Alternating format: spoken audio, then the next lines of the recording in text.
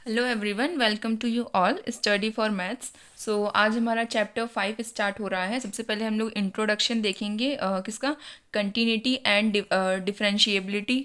So basically यहाँ पे क्या है कि हम लोग सबसे पहले कंटिन्यूटी पढ़ेंगे, उसके बाद फिर डिफरेंशियल में जाएंगे, क्योंकि ये पूरा डिफरेंस वाला जो हमारा डिफरेंशिएशन होता है ना, उससे रिलेटेड समथिंग है। तो सबसे पहले हम लोग ये वाली कंटिन्यूटी का टॉपिक पढ़ेंगे, उसके बाद फिर हम इस पे जाएंगे, ठीक है। तो सबसे पहले हम लोग कंटिन्यूटी पढ़ते हैं। तो चलिए कुछ ज्ञान बांटना शुरू करते हैं।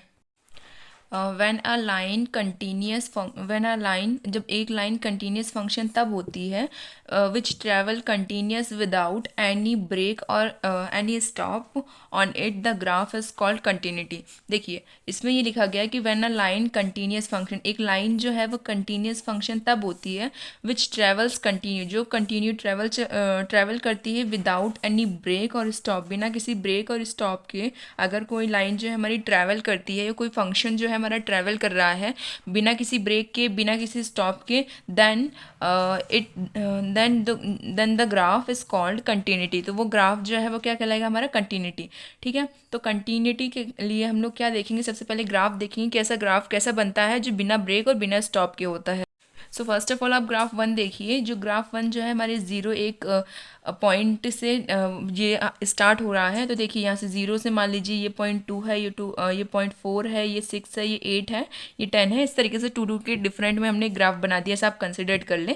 ठीक है, तो ये कंटिन्यू जो है हमारा ग्राफ कहीं पे भी बिना किसी ब्रेक के, बिना किसी स्टॉप के, ये कंटिन्यू अगर हमारा ग्राफ जो है अपने पाथ तक पहुंच रहा है, then the function is called continuous graph. तो वो जो हमारा फंक्शन है वो कंटिन्यूस फंक्शन कहलाएगा, और जो ग्राफ है वो कंटिन्यूस ग्राफ कहलाएगा। ठीक है, क्योंकि इसमें कोई भी ब्रेक नहीं है, कोई भी स्टॉप नहीं है। और मैंने पहली डेफिनेशन में बता दिया है कि which travels continuous without any break और स्टॉप, जो बिना किसी ब्रेक के, बिना किसी रुकावट के अगर ग्राफ हमारा कंटिन्यू चलता है तो वही ग्राफ जो है हमारा क्या कहलाता है, कंटिन्यूस ग्राफ कहलाता है। ठीक है, अब देखिए जो ब्रेक वाला ग्राफ होता है वो क्या कहलाता है।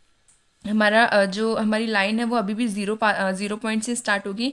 ज़ीरो से स्टार्ट होकर वो एक डिस्टेंस तक ट्रैवल करके फिर स्टॉप हो रही है, फिर वो दूसरी जगह से या फिर दूसरे पॉइंट से वो फिर से स्टार्ट हो रही है और ट्रैवल होके अपने पाथ तक पहुंच रही है। लेकिन बीच में तो इसने ब्रेक कर दिया है, हमारी लाइन को बीच में इसने ब्रेक करा और स्टॉप किया। तो अगर इस तरह की कंडीशन होती है तो हमारा जो ग्राफ है वो डिसकंटिन्यूस ग्राफ होता है, और जो हमारा फंक्शन है वो भी डिसकंटिन्यूस फंक्शन होता है। ठीक है, ये समझ में आया। देखिए हम लोगों को जब कंटिन्यूस चैप्टर हम लोग स्टार्ट करेंगे एक्सरसाइज 5.1, तो उसमें ज़्यादातर क्वेश्चंस जो हैं वो इसी से रिलेटेड है कि क्या कंटिन्यूस फंक्शन क्या होता है और डिसकंटिन्यूस फंक्शन क्या होता है। लेकिन अब हम लोग सारी चीज़ें डायरेक्टली ग्राफ बना बना के तो नहीं समझ सकते हैं, तो हम लोग क्या करेंगे, कुछ बेसिक मैथड से कुछ बेसिक पैटर्न्स देखते हैं। तो पहले यहाँ पे देखिए ग्राफ वाइज देखिए, y equals to F X which is a function. हमारा फंक्शन क्या है, एक्स क्यूब, हमारा फंक्शन है एक्स क्यूब। ठीक है, तो हम क्या करेंगे, एक्स में कोई भी वैल्यू पुट करेंगे तो हमारी वाई की वैल्यू आएगी। ठीक है, तो चलिए देखते हैं। अगर मैंने एक्स में वन पुट किया तो है ना, वन का क्यूब क्या होता है वन।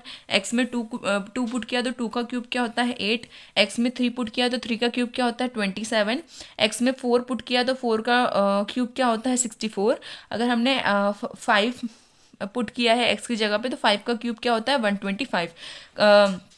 सारी वैल्यू को कंसिडर करने के बाद, देखने के बाद, यहाँ पे देखिए आप लोग, जब हम लोग ग्राफ ड्रॉ करते हैं तो हम लोग क्या करते हैं, हमारा कंटिन्यूस फंक्शन चल रहा है। जैसे अगर इसमें और भी हम वैल्यूज़ पुट करते जाएंगे तो वैल्यूज़ जो है हमको कंटिन्यूसली वैल्यूज़ देंगी। मतलब एक्स पुट करेंगे तो वाई हमको अपने आप ही मिलेगा। इसका मतलब फंक्शन जो है वो हमारा बिना ब्रेक के लगातार चल रहा है। लगातार चल रहा है मतलब वो क्या है, हमारा कंटिन्यूस फंक्शन है। बिना किसी ब्रेक के अगर हमारा फंक्शन चल रहा है तो इसका मतलब वो कंटिन्यूस फंक्शन है।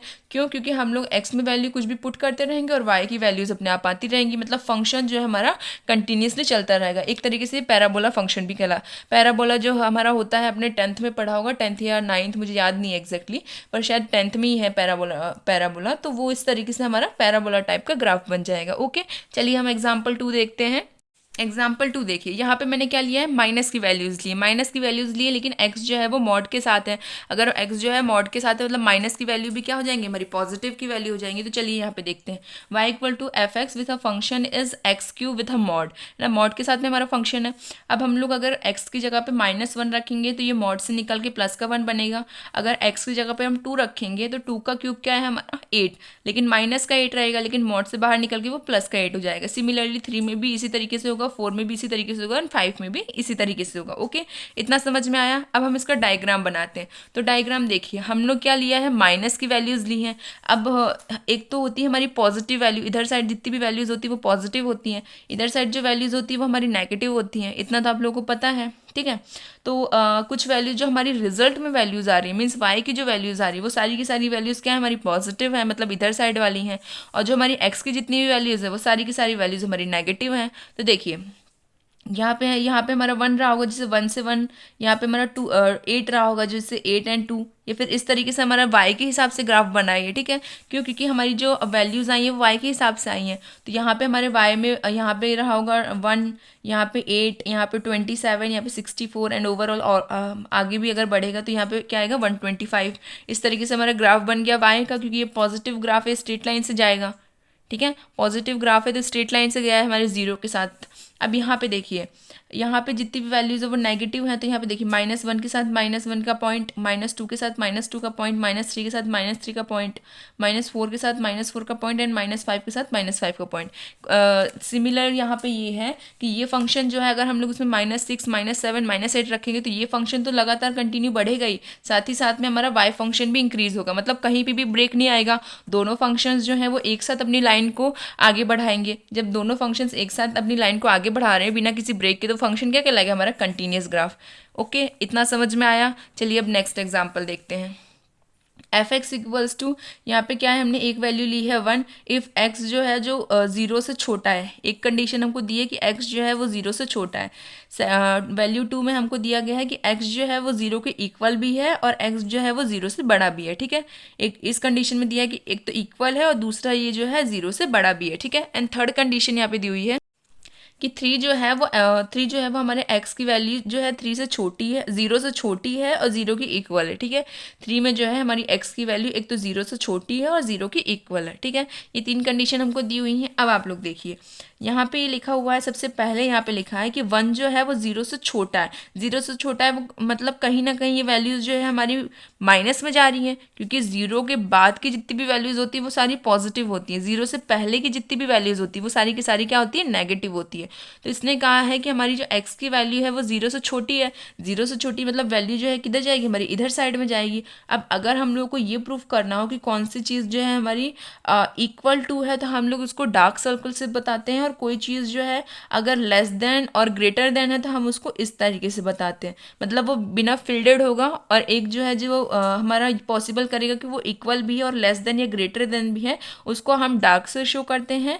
और जो डायरेक्टली लेस देन और ग्रेटर देन होता है, सिंपली उसमें इक्वल इक्वल का कोई साइन नहीं होता, तो उसको हम लोग किससे पुट करते हैं, ब्लैंक होल से, ठीक है। तो यहाँ पे हम लोग इसको हम लोग इसको ब्लैंक होल से पुट करेंगे, बिकॉज यहाँ पे आप लोग देखिए कि x जो है वो 0 से छोटा है, इक्वल वाली वैल्यू नहीं है, 0 से सिर्फ छोटा है, तो इसलिए हम लोगों ने यहाँ पे ब्लैंक होल बनाया है। एंड देखिए यहाँ पे सेकेंड चीज़ जो है इसमें ये कहा गया है कि x जो है वो 0 से बड़ा भी है और 0 की इक्वल भी है। 0 की इक्वल मतलब ये इसी लाइन में रहेगा, और 0 से बड़े पे वैल्यू क्या बना रहा है, 2 बना रहा है, तो यहाँ पे क्या आ जाएगा, हमारा 2 आ जाएगा।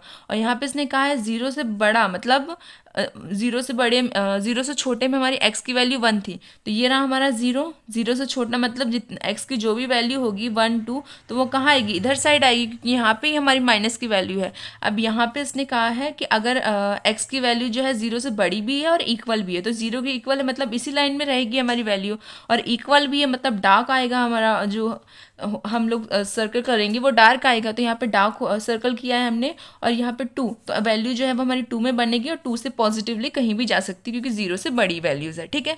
अब यहाँ थर्ड कंडीशन देखिए, x जो है वो 0 की इक्वल भी है, 0 की इक्वल तो है लेकिन 0 से लेस देन भी है। 0 से इक्वल और 0 से लेस देन का क्या मतलब हुआ कि वैल्यू जो है हमारी 0 से कहीं ना कहीं पुट हो रही है, क्योंकि 0 की इक्वल है तो वैल्यू हमारी यहीं कहीं जाएगी। और यहाँ पे क्या दिया हुआ है कि ये कंडीशन कब है, जब हमारा फंक्शन जो है वो क्या है, 3 है, तो फंक्शन जो है वो हमारा 3 ये रहा, और x की वैल्यू जो है वो 0 से छोटी होगी पर 0 की इक्वल होगी, मतलब कहीं ना कहीं लाइन इधर साइड जा रही है, क्योंकि छोटी के साथ साथ इक्वल है। इक्वल है मतलब या एक वैल्यू इधर साइड जाएगी और एक वैल्यू हमारी इधर साइड जाएगी, ठीक है, क्योंकि उसने कहा है जीरो से इक्वल है, मतलब कहीं ना कहीं जीरो के इक्वल और जीरो से 1-2% तो बड़ी होगी। और एक वैल्यू उसने कहा है कि जीरो से लेस देन भी है, तो लेस देन मतलब इधर साइड भी वैल्यू जाएगी।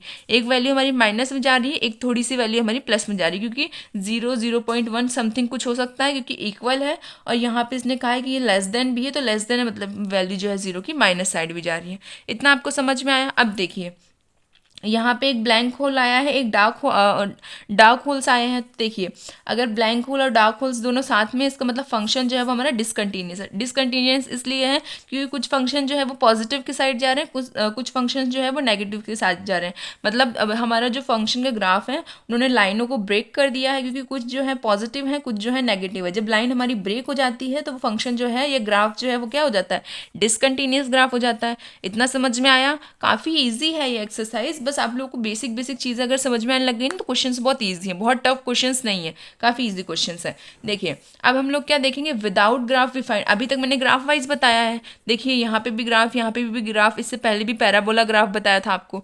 तो हमने अभी तक समझ लिया कि डिसकंटिन्यूस और कंटिन्यूस ग्राफ जो है वो किस तरीके से ड्रॉ होते हैं और उनके फंक्शंस किस तरीके से रहते हैं।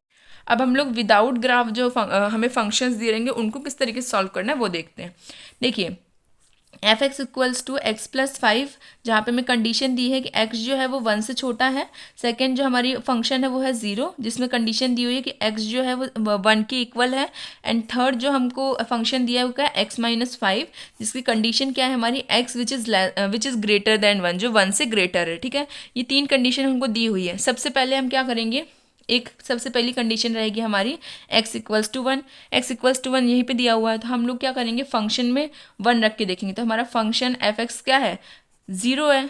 अगर 1 जो है वो इक्वल होगा तो उसका फंक्शन क्या गिवन है, 0 गिवन है। तो फंक्शन में हम 0 भी रखेंगे तो भी ओवरऑल क्या आ रहा है, हमारा 0 आ रहा है। अब देखिए एक कंडीशन हम हमेशा ये कंडीशन जब फंक्शन के सॉल्व हो जाती है उसके बाद हम लोग इस कंडीशन की लिमिट निकालते हैं। लिमिट जो है वो भी दो चीज़ों में मैटर रखती है, एक होती है हमारी पॉजिटिव लिमिट, एक होती है हमारी नेगेटिव लिमिट्स।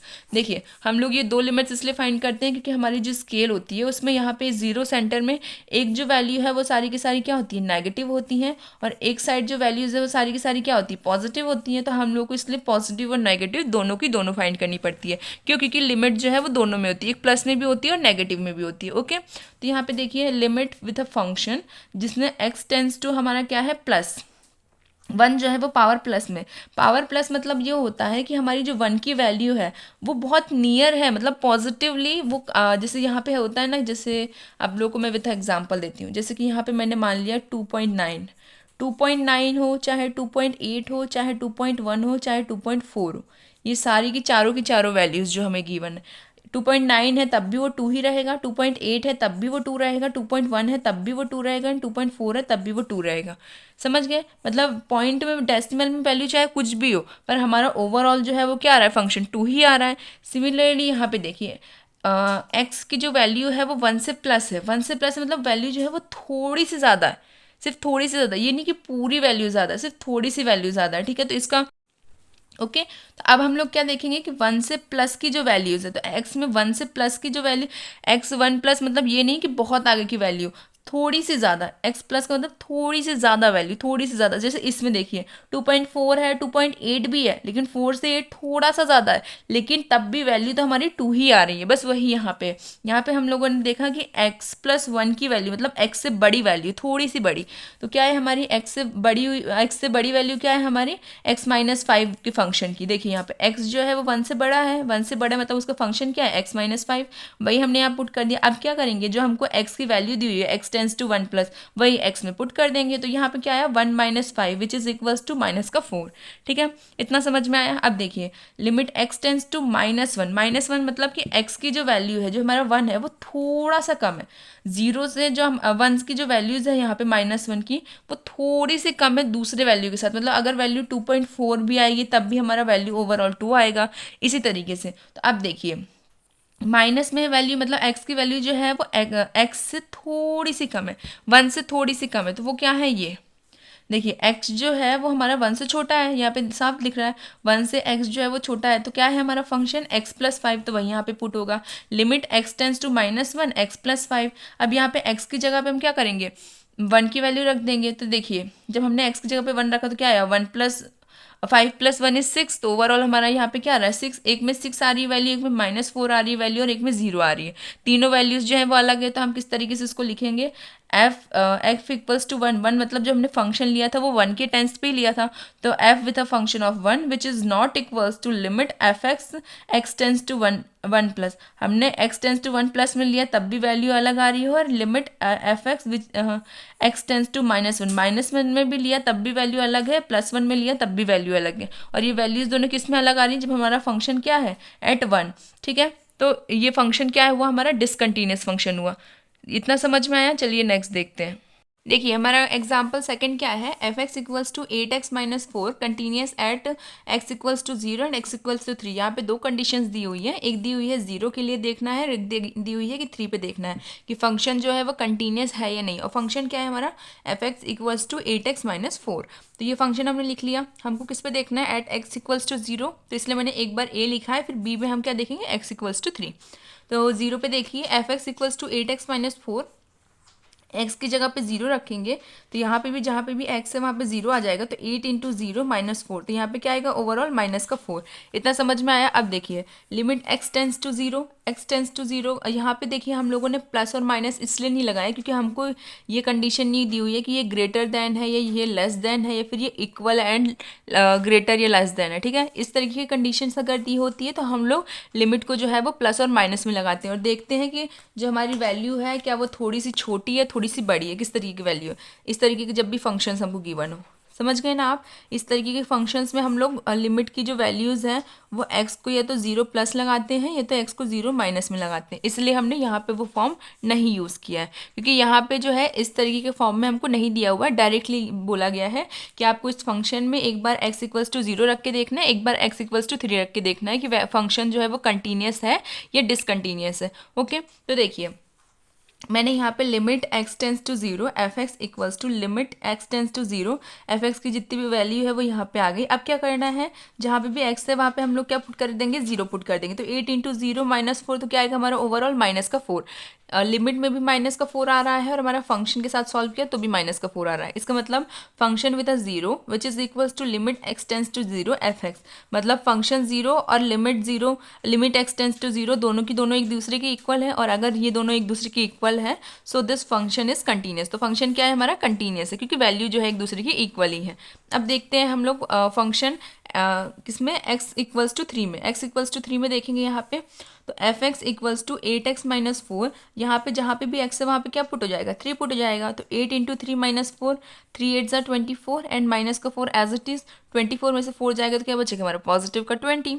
अब ये जो है हमारी फंक्शन की वैल्यू आ गई। अब हम लिमिट में देखते हैं तो limit x tends to 3 with a function which is equals to limit x tends to 3 8x-4, जहाँ पे हमारा x है वहाँ पे क्या आ जाएगा 3 आ जाएगा। तो 8 इंटू 3 माइनस का 4, तो मतलब 24 में से 4 जाएगा तो क्या बचेगा हमारा 20 बचेगा। अब देखिए आप लोग फंक्शन की वैल्यू और लिमिट की वैल्यू दोनों एक दूसरे की इक्वल है, वही यहाँ पे लिखा हुआ है function with 3 which is equals to limit x tends to 3 with a function. ठीक है, तो हमारी फंक्शन की वैल्यू और लिमिट की वैल्यू एक दूसरे की इक्वल आई है। जब ये इक्वल आती है तो हमारा फंक्शन क्या आता है, so this function is continuous. तो ये फंक्शन क्या हो गया हमारा कंटिन्यूस हो गया। ठीक है, अब हम चलते हैं एग्जाम्पल थर्ड पे। काफ़ी ईजी है, बस हमको बताना है सॉल्व करके कि फंक्शन कंटिन्यूस है या नहीं है। ठीक है, अब हम लोग देखेंगे एग्जाम्पल 3। एग्जाम्पल 3 क्या है, function f(x) equals to 4x + 3 4x - 3। अब यहाँ पे देखिए यहाँ पे हमें कंडीशन दी हुई है, मतलब हम लोग जो है हमारी लिमिट को एक बार 2 प्लस में देखेंगे एक बार 2 माइनस में देखेंगे, क्योंकि यहाँ पे दिया हुआ है x विच इज़ जो 2 से क्या है एक तो लेस देन है और साथ ही साथ में क्या है इक्वल भी है। सिमिलरली यहाँ पे जो फंक्शन है उसमें क्या कंडीशन दी हुई है कि x जो है वो लिमिट 2 से, मतलब x जो है वो 2 वैल्यू से क्या है ग्रेटर है। ठीक है, यहाँ पे दो कंडीशन दी है, एक में लेस देन दिया हुआ है एक में ग्रेटर देन दिया हुआ है। ठीक है, तो हम लोग सबसे पहले क्या फाइंड करेंगे फंक्शन, उसमें क्या पुट करके 2 पुट करके, क्योंकि इक्वल में भी 2 है। ठीक है, तो देखिए f(x) इक्वल्स टू 4x + 3। अब यहाँ पे देखिए कई बच्चों को कन्फ्यूजन हो सकता है कि मैम आपने ना 4x - 3 क्यों नहीं लिया है, 4x + 3 क्यों लिया है। ठीक है, तो देखिए मैंने क्या कहा कि जो चीज़ हमारी इक्वल में होती है, इस तरीके के साइंस आप समझते हैं, चाहे वो लेस देन में हो चाहे वो ग्रेटर देन में हो। ठीक है, इस तरीके के साइन के साथ जब भी ये रहता है ना, क्योंकि एक तो ये हो गया हमारा लेस देन के लिए और एक हो जाता है हमारा ग्रेटर देन के लिए, जैसे हमारे फंक्शन जहाँ पे जैसे x है, यहाँ पे इसी तरीके से दिया हुआ है ना, एक है हमारा फंक्शन, हम लोग 2 से ले लेते हैं एग्जांपल, कि एक जो है हमारा एक्स फंक्शन जो है वो क्या है 2 से, एक तो लेस देन है और एक जो है वो ग्रेटर देन है। लेकिन वहीं अगर इस तरीके से साइन जाते हैं तो क्या होता है, एक्स जो है वो 2 के इक्वल भी है और 2 से ग्रेटर देन भी है। जब इस तरीके की कंडीशन होती है तब हम लोग, जब हमारा तो हम लोग जो वैल्यूज़ लेते हैं वो हमेशा उसी फंक्शन की वैल्यू आती है जिसमें इस तरीके का साइन हो, जिसमें हम लोगों का इक्वल साइन होता है ना, उसी वैल्यू को हम हमारे फंक्शन में लिखते हैं। जैसे मैंने किसके लिए लिया एक्स इक्वल्स टू 2, क्यों, क्योंकि यहाँ पे एक्स जो है वो 2 के फंक्शन के साथ इक्वल में है, तो हम 2 लेंगे फंक्शन में। तो एट एक्स इक्वल्स टू 2, अब 2 में भी हम लोगों के पास दो फंक्शन है, एक है हमारा ग्रेटर देन में, एक है हमारा लेस देन में। लेकिन यहाँ पे क्या इक्वल वाला साइन किस में, इक्वल वाला साइन तो इसमें है, मतलब फंक्शन जो है वो यही वाला लिया जाएगा। अगर इक्वल का साइन इसमें होता तो हम ये वाला फंक्शन लेते, इसमें है इसलिए हमने ये वाला फंक्शन लिया। इतना समझ में आया कि हमने ये फंक्शन क्यों लिया है। हर क्वेश्चन में पैटर्न सेम ही है, बस वैल्यूज चेंज है, बाकी सब कुछ सेम है। तो इसलिए मैंने आपको स्टार्टिंग में बता दिया है कि जब भी इस तरीके का साइन हो तो आप लोग को फंक्शन में वैल्यू पुट करने के लिए हमेशा यही वाला फंक्शन लेना है, ठीक है, जो इसके इक्वल में रहता है।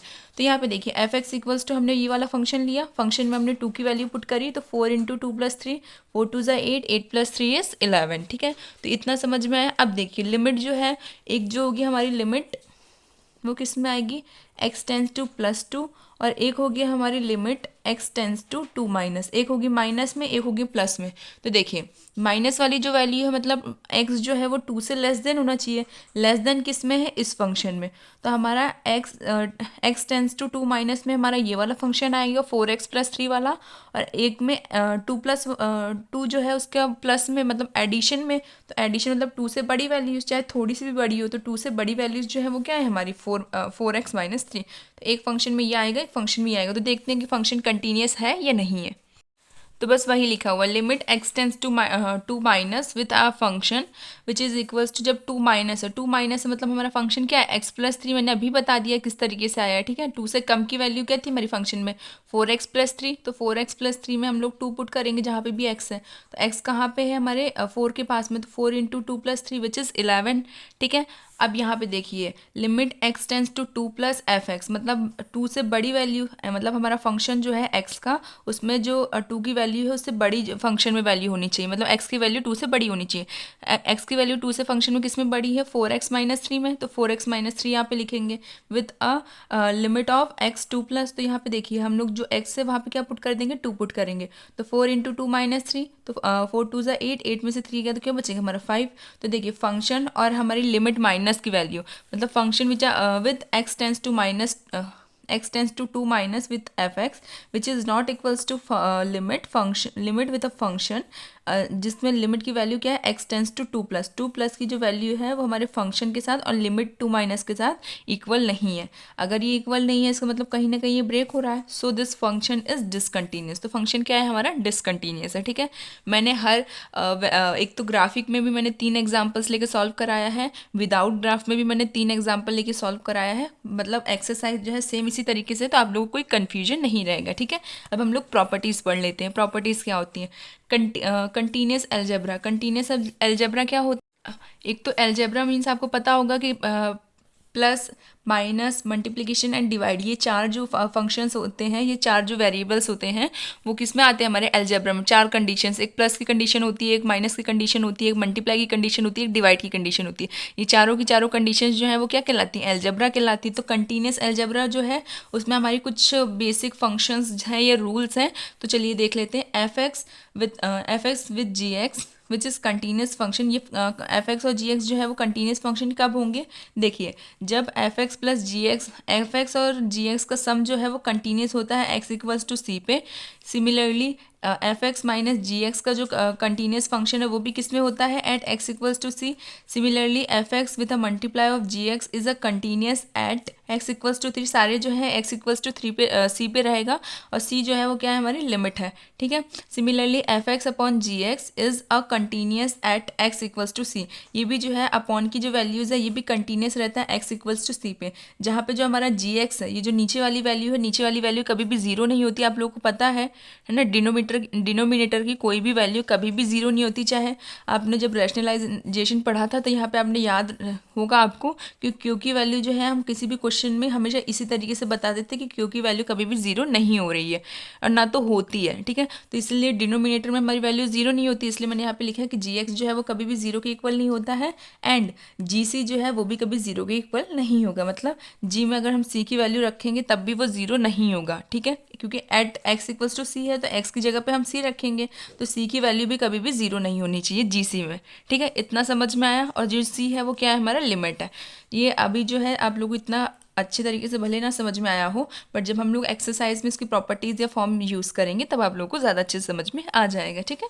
अब यहाँ पे देखिए composite functions. Composite functions means क्या होता है, हमारा जो एफ ओ जी और जी ओ एफ वाला जो वैल्यू था, जो आई थिंक चैप्टर 1 में था, रिलेशन एंड फंक्शन वाले चैप्टर में, नहीं, फंक्शन वाले चैप्टर में था, हाँ, मतलब रिलेशन एंड फंक्शन वाले चैप्टर में जो फंक्शन का टॉपिक था 1 ऑन 2, उसके बाद ये वाला टॉपिक था हमारा कंपोजिट फंक्शंस, ठीक है, आपको याद होगा आई थिंक। तो यहाँ पे देखिए let F X and G X are continuous function. हम मान लेते हैं कि एफ एक्स और जी एक्स जो है वो कंटिन्यूस फंक्शन होंगे हमारे, ठीक है।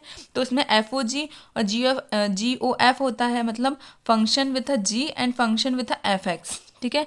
यही इसका मीनिंग होता है function with a G X and function with G F X, ये इसके फंक्शंस होते हैं। और ये फंक्शंस क्या है, हमारे कंटिन्यूस होने चाहिए। अब ये कंटिन्यूस जब होते हैं तब हमारी कंडीशंस क्या होती है वो देख लेते हैं। तो देखिए F X equals to X square, G Y equals to log X. अगर जो हमारा फंक्शन है वो एक्स स्क्वायर होगा तो उसका जी वाई क्या होगा, हमारा लॉग एक्स। सिमिलरली जब हम लोग क्या फाइंड करेंगे, एफ ओ जी मतलब function with a G X, then हमारा जो जी एक्स है वो क्या है, लॉग, और जो हमारा एक्स है वो क्या है, एक्स स्क्वायर। तो हमारा एक्स तो हमारा लॉग एक्स है, यहाँ पे दिया हुआ है जी एक्स है हमारा क्या, लॉग एक्स, और जो हमारा फंक्शन है वो क्या है, एक्स स्क्वायर। तो एक्स तो हमारा लॉग एक्स हो गया और स्क्वायर जो है वो एज इट इज रहेगा, ठीक है। आई थिंक इसमें आपको कंफ्यूजन नहीं होना चाहिए, मैंने चैप्टर 1 में काफ़ी क्लियरली ये सब समझा दिया है, ठीक है। नहीं देखा है तो वीडियो जाके उसको देख लीजिए, उसके बाद इसमें आइएगा, ठीक है। फिर यहाँ पे देखिए जी ओ एफ मतलब G with a function of F X. G with a function of F X मतलब एफ एक्स का जो हमारा फंक्शन है वो क्या है, एक्स स्क्वायर, ठीक है। लेकिन जी का जो फंक्शन है वो क्या है, हमारा लॉग एक्स। तो लॉग एक्स की जगह पे यहाँ पे क्या यूज़ होगा, एक्स स्क्वायर, ठीक है। तो लॉग एक्स स्क्वायर, इतना समझ में आया। प्रॉपर्टीज़ है बेसिकली, आपको बाद में क्वेश्चंस में जब सॉल्व करेंगे ना तो आपको काफ़ी अच्छे से समझ में आएगा, कोई कन्फ्यूजन नहीं है, दिक्कत नहीं है। बस बेसिकली एक बार आप इमेज देख लीजिए कि हाँ किस किस तरीके से क्या क्या प्रॉपर्टीज़ हैं। जब हम लोग क्वेश्चन सॉल्व करेंगे ना तो आप लोग को अपने आप समझ में आने लगेगा कि आखिर इसका यूज़ करना किस तरीके से। जब भी हम लोग ये डायरेक्टली पढ़ते हैं ना तो इतना समझ में नहीं आता, मैंने भी पढ़ा था तो मुझे नहीं आया था स्टार्टिंग में, बट जब ये क्वेश्चंस वगैरह में ये जब एक्सरसाइज में यूज़ होते हैं ना तो काफ़ी क्लियरली समझ में आता है और ईजी लगता है, ठीक है। इसलिए मैंने आपको सब कुछ स्टार्टिंग में समझा दिया है। अब क्या है पॉलिनोमियल फंक्शंस। पॉलिनोमियल फंक्शंस क्या होते हैं हमारे, every real number is a polynomial function. जितने भी रियल नंबर है वो सारे हमारे पॉलिनोमियल फंक्शंस हैं, जहाँ पे पी एक्स क्या होता है हमारा a0 plus a1x plus a2x plus an x n, मतलब x की पावर n, जहाँ पे an जो है वो कभी भी जीरो के इक्वल नहीं होता। ये वाली जो वैल्यू है वो कभी भी हमारी इसके जीरो के इक्वल नहीं होती, क्योंकि ओवरऑल फिर जीरो आ जाता है, इसलिए ये वाली वैल्यू जो है वो हमारी जीरो के इक्वल नहीं होती है, ठीक है। अब देखिए पी एक्स के बाद ये वाली टर्म का ये मीनिंग है कि हमारा कोई भी फंक्शन मान लो 2, कोई भी फंक्शन जो है वो अगर इस तरीके की फॉर्म में होता है, ये तो एडिशन में हो या तो सब्ट्रैक्शन में हो, तो वो सारे फंक्शंस जो हैं वो क्या कहलाते हैं हमारे, एक तो पहले रियल नंबर्स में फंक्शंस होते हैं और दूसरा वो सारे फंक्शन हमारे पॉलिनोमियल फंक्शंस कहलाते हैं, ठीक है। और अगर फंक्शन पॉलिनोमियल फंक्शन है तो आप लोगों को बिना किसी डाउट के ये बता देना है कि वो जो है कंटिन्यूस फंक्शंस है, क्योंकि पॉलिनोमियल फंक्शंस जो होते हैं वो ऑलवेज कंटिन्यूस फंक्शन होते हैं, ठीक है। कोई डाउट ही नहीं होना चाहिए उसमें, अगर पॉलिनोमियल फंक्शन है तो वो जो है हमेशा कंटिन्यूस फंक्शन ही होगा, ये फिक्स रहता है, ठीक है। तो यहाँ पे देखिए limit P X equals to P C, जहाँ पे हमारी लिमिट की वैल्यू क्या आती है, एक्स टेंस टू सी। अगर हमारे पास फंक्शन की वैल्यू नहीं है, मतलब एक्स की जो है कोई भी, जैसे अभी तक इससे पहले मैंने ग्राफ वाला समझाया, उससे पहले भी समझाया था विदाउट ग्राफ वाला, उन दोनों में जो है एक्स की कोई ना कोई वैल्यू थी, तो 0 थी या एक्स इक्वल्स टू 3 थी। अगर इस तरह की कंडीशन हमको नहीं गिवन है क्वेश्चन में, तो हमको क्या करना है, हमेशा एक्स को जो है सी एज्यूम करके चलना, सी प्लस कर देंगे एंड सी माइनस में वैल्यूज देखेंगे, ठीक है। इतना समझ में आया, रियल वैल्यू और पॉलिनोमियल फंक्शन में इस तरह की कंडीशन हमारी होती है। अब देखिए मैंने अभी बताया कि पॉलिनोमियल फंक्शंस जो है वो क्या होते हैं, हमेशा कंटिन्यूस होते हैं, ठीक है। पॉलिनोमियल काफ़ी इजी था, ये आपको समझ में आ गई है, ये इसका फॉर्म है, इसको भी आप लोग याद रखिए, और किस तरीके से पॉलिनोमियल फंक्शन होता है वो आपको पता ही है। ये जो फॉर्म है वो डायरेक्टली तो यूज़ नहीं होता है, अगर पॉलिनोमियल फंक्शन है तो हम लोग सॉल्व करेंगे तो वैसे ही वो यूज़ हो जाएगा, ठीक है। एक्स इक्वल्स टू सी वाली वैल्यू सिर्फ तब आएगी जब हमको इस तरीके की चीज़ें गिवन नहीं होती हैं, ठीक है। तो चलिए आगे देखते हैं। अब इसके एग्जाम्पल सॉल्व कर लेती हूँ मैं, जिसके कारण से आप लोगों को ना मतलब पैटर्न पता चल जाए कि पॉलिनोमियल फंक्शन होता क्या है और उसको सॉल्व किस तरीके से किया जाता है। तो चलिए देखते हैं।